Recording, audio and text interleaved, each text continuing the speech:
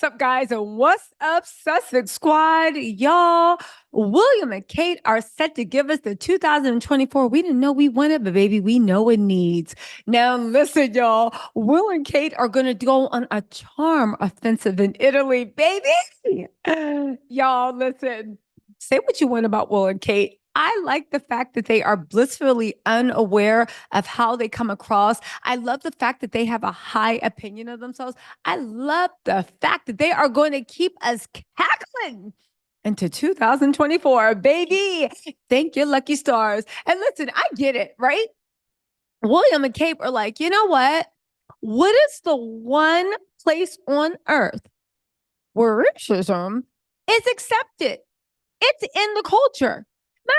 Let's not go to any more Commonwealth. Let's not go to any of the countries that actually pay us tax dollars. We're going to go to Italy. Now, listen, if you are Italian, y'all got to hear the truth. Italy has been voted, is always in the top 5 of the most R-word country in Europe. Go to TikTok right now. There are a million people being like, yo, why did I come to this place? It's not just Black. It's Asian. It's Haitian. It's Puerto Rican. It's everybody. Italy, if you guys don't know, their whole government is basically being taken over by fascists, right? So they'll feel like it's a family reunion.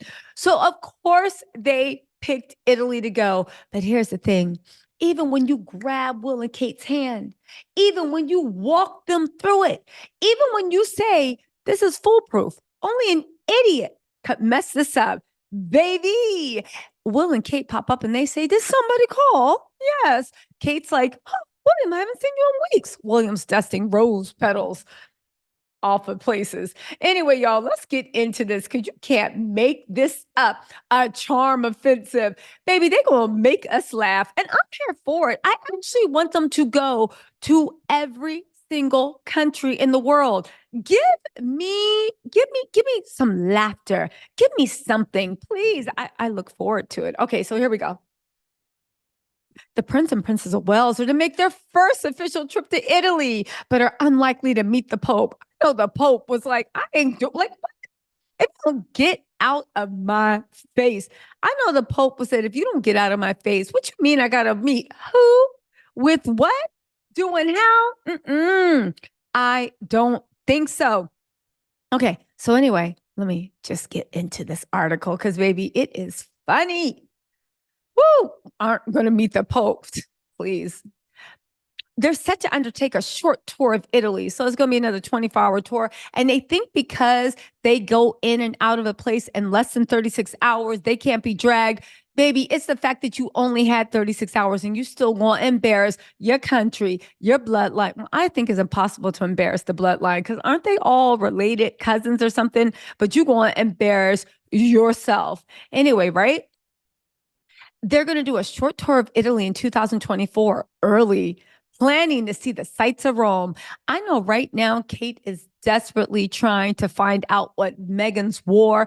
Here's one thing. I want to see Kate show up in a one-shoulder nude dress. Because you know how Kate keeps thinking she's sticking it to Meghan by wearing neutrals. The only problem is Kate looks horrible in neutrals. So it's kind of like, baby, when you keep playing Meghan, you're going to keep playing yourself. They'll be traveling on behalf of the Foreign and Commonwealth Office, representing the UK with a program designed to further the relationship between the two countries. Yes, go to the other country in Europe that is backsliding into the pits of fascist hell. The trip will be the first time they've been hosted by Italy in their capacity as senior members of the royal family, and their first joint visit since Queen Elizabeth passed away. It's likely to include meetings and state events. William, Kate and William haven't done a joint event since the Queen passed. Tell me you getting a divorce without telling me you getting a divorce. The trip has not been confirmed. I'm reading this real time. These little con artists. Why are you announcing something that hasn't been confirmed? So are you trying to bully the Italian National Foreign Affairs into hosting you? The trip has not been confirmed and is in the early planning stages, but it's understood a visit to the Vatican, which the Pope won't be at, which would ordinarily be arranged long in advance to take account of the Pope's carefully managed schedule, is not likely. You're going to Italy, but you're not. Oh, this is going to be such a delightful mess up. A spokesman for Kensington Palace said, "We look forward to announcing the Princes and Princess of Wales travel plans in due course. It'll mark a return to official joint tours for the couple, who have not yet represented the UK together overseas since a challenging trip in the Caribbean in March 2022. So, really quick, y'all, because we got to have some real talk. Who you think pushed this? Why would you announce a trip that hasn't been confirmed and hasn't been planned? So you did this for good press. Now, who needs good press? I mean, William always needs good press, but he's too arrogant, it seems, to realize that. So who else needs good press? Kate. Who else needs to force her husband to be seen in public with her? Kate. Who else has to dress like a slutty Mary McPhee or Professor McGonagall to get your husband to take notice? Kate. Do you think the Kate's people announced this to kind of put out there the fact that they would have to he would have to show up with her? But you don't find it odd also that you're not going to any of the British colonies, you're not going to the Commonwealth, you're not going anywhere in Britain, right? You're going to Italy, who doesn't care about, I would expect, the English royals. Like, it's weird what they're doing. Again, what do you think's going on with this? Or do you think they just need more pictures to make it look like they did something so they could show on their progress report at the end of the year? Speaking of which, did you know? Speaking of which, did you know that what is it? Will and Kate were voted like the laziest royals. Do you know that combined, let me pull this mess up because you're not going to believe this. Do you know that combined, they did 300 less engagements than Princess Anne combined? And they literally have to say, we're raising our family. To which I say, yeah, but even if you're raising your family, why do you want all the credit? Here's all I will say. They are really heaping something on themselves, because if you are raising your family, um, those kids better turn out incredibly well adjusted, because if we see Louis, Charlotte, or the big ones named George out doing anything, baby, there is going to be hell to pay. Hell to pay. Let's get into this, right? Um, let's see. Listen, there is going to be heck to pay. Where are we at, right? Ooh, look at this. Anyway, they said that they completed over only 100 and I think 27 uh engagements combined. They did. Here's the funny thing about Will and Kate. They act like them being, but maybe they don't care. Maybe they're so lazy. They're riding off of Charles and Camilla's coattails. They want all the attention, and then they're going to wait till their children are old enough to like do the other work. I think that's their plan. They are going to be lazy going and going to be lazy coming. It makes me think if they would do that to their own brother, own family, what would they do to their children? Anyway, Princess Kate and Prince William have been criticized by a royal commentator for their lazy attitudes toward royal engagements in an astonishing attack. This is in the Mirror, the Daily Express, so you know this is real. Despite undertaking 172 and 123 engagements in 2023, the royal couple's numbers pale in comparison to Princess Anne's 457 outings this year.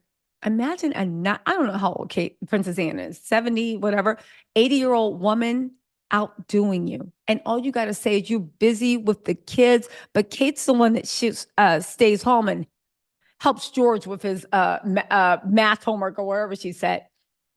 Royal commentator Gareth Russell shed light on the situation, emphasizing that Prince William is showcasing his mother's influence by prioritizing family life. What are you talking about? Diana prioritized family life, but she went to a lot of engagements and she took her kids with them. She was not lazy at all. She actually did miracles.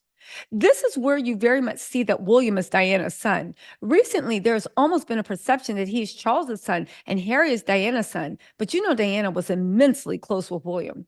Okay. He acknowledged the impact of Princess Diana on the monarchy. and suggested the Prince and Princess of Wales may not be as affected by the criticism as other royals might be.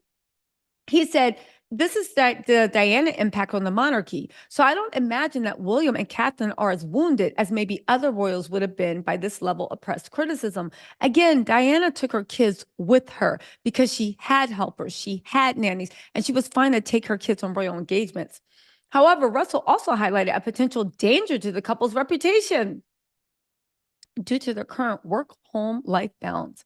He said, the danger for them is that even though this is almost certainly motivated by prioritizing their home life, it has enabled their critics to paint them as lazy. That reputation can take quite a bit of time to shirk off at the moment. They were lazy before, they were late. Lazy after. Has anything changed? You know what the funny thing is? If you look up on anything, Kate Middleton's dressing before Meghan came along, the British press used to drag her. And I loved it. No, hold on, right? Hold on. So anyway, also now not Kate, William is also rewarding Mike Tyndall, that oath, as he's his new second in command. It's the brother that he needed. You mean, y'all listen. I guess Mike Tyndall is like, I'll do it. Y'all want to paint a bunch of pictures of me looking a fool, acting inappropriate? Where do I sign? I guess you got to do something when you are Mike Tyndall. Anyway, Mike Tyndall has become the brother that Prince William needs. So basically, this is going to be the new tabloid fodder. All right. They said that the 45-year-old husband of Prince William's cousin Zara threw an affectionate arm around Prince William's son George when the royals greeted well-wishers at Sandringham. Tyndall once again resembled the jolly uncle at a family do, who can be relied upon to liven up proceedings in the absence of Prince William's actual brother, right? To some extent, Mike has come to fill the void, to allow the heir to the throne to truly relax and be someone he can confide in. They don't think it's creepy that they are literally just trying to interplay. Now Mike and William are so close, I guess. Royal commentator Dickie Arbitrar, a former Palace press secretary, believes the amicable relationship between William and Mike owes much to their similar personalities. Mike is a pretty straight guy. Oh, yes, Mike and William have so much in common. He's down to earth, and William is too. Is he? Is he? Put aside William's role on state occasions where he has to maintain a certain decorum. The rest of the time, if he goes to a rugby or football match, he's in there cheering with the rest of the fans. Oh, wow, that's so down to earth. He cheers the team that he is the MF and president of. God, the bar is in hell. Both William and Tyndall are likable guys, right? We've seen this time and again in William and Mike's interactions. They have proper family. They're not playing at it. They're two peas from the same pod. They just had different upbringings. Maybe they are. Because didn't Mike just get sued for like being vulgar and rude and inappropriate with one of the women that worked with them? Birds of the feather. William wishes he could be a lout. Royal biographer Ingrid Seward, editor of Majesty magazine, says Mike's appeal to Prince William lies in his embodiment of the kind of fun the heir to the throne can no longer indulge in. Mike has that kind of sportsman camaraderie that would especially appeal to William, who was once a wild boy himself. Mike gets funnier under the influence of alcohol and can be totally outrageous. William cannot do this anymore, but as he is too aware of his responsibilities, so he can live vicariously through Mike.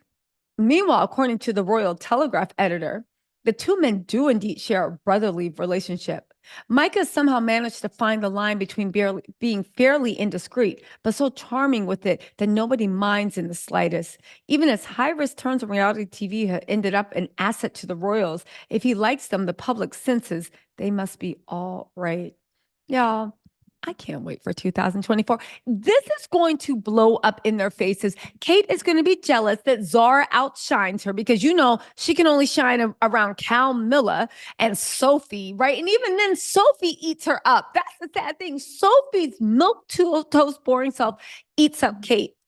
She ain't gonna be able to deal with Zara because Zara is too much in her age range. Mike and William, I do think, will be out shagging peonies and roses and all. Baby, 2024 is gonna be too much comedy, and baby, I can't wait. As for Harry and Meghan, if you're wondering why we are not talking about them, because they are minding their business, getting their money straight, and they just got finished vacationing in some luxury resort in Costa Rica, and they're on some private island right now. Baby, be that rich man's wife. But then again, Meghan already had her own coin. So congrats. You guys, we'll do an update because I'm sure Meghan and Harry are going to pop up with their 2024 news that they've been promising us. Anyway, y'all, let me know what you think in the comments. I'll talk to y'all later.